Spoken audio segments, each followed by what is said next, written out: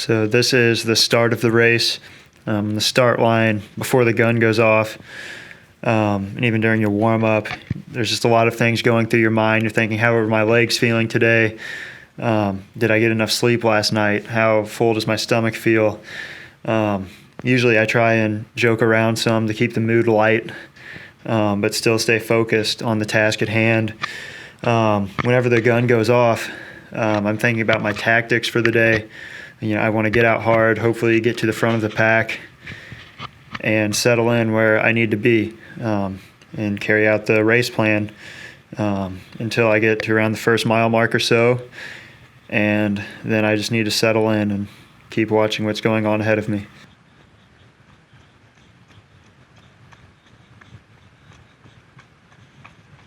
I'm at this point in the race. I'm approaching the 1 mile mark.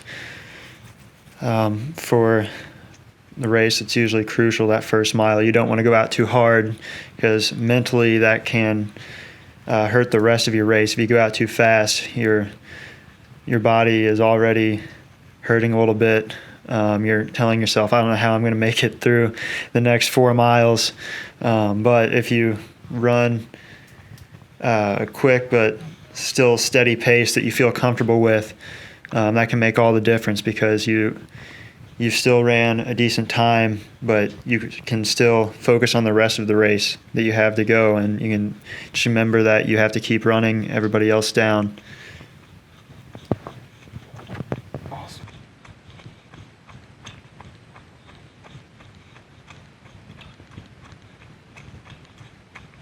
At this point in the race now, we're coming up on the 2nd mile.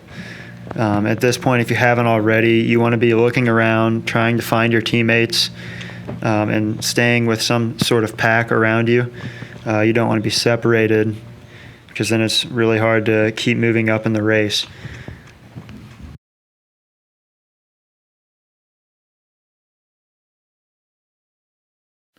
All right, at this point, we're about 3¼ miles into the race. On the Percy Warner course in particular, it's about to go into a very difficult section. We go up what we call Sideways Hill.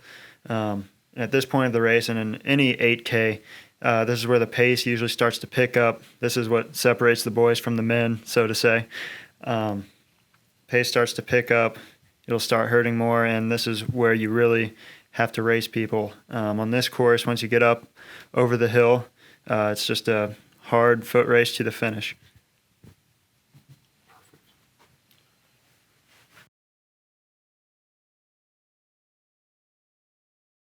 The last 1/4 mile of the race, what's going through your head? For me, it's more of a question of what's not going through my head. I'm thinking about that I'm really hurting. I'm trying not to get past. There's runners in front of me that I'm trying to catch. You come into the last 200, 100 meters, and you've got to give a kick. As I said, I don't want to get past. Just trying to have the hardest finish you can, and you can see the clock in front of you, so you know what time you're at.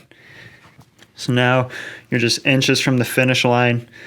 Your body's in a lot of pain. You've just run 5 hard miles, and you're coming into the finish as hard as you can. When you cross that line, I think it's arguably worse than the start of the race, when you have all your nerves and you have to take off really hard. So you get to the finish, and all that pain just floods over you.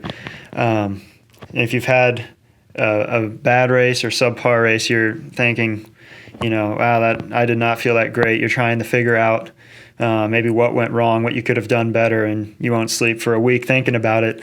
But if you've had a great race, you'll be thinking, I felt amazing. It almost felt easy, went by really fast, and you'll just be super positive for the next hour or so.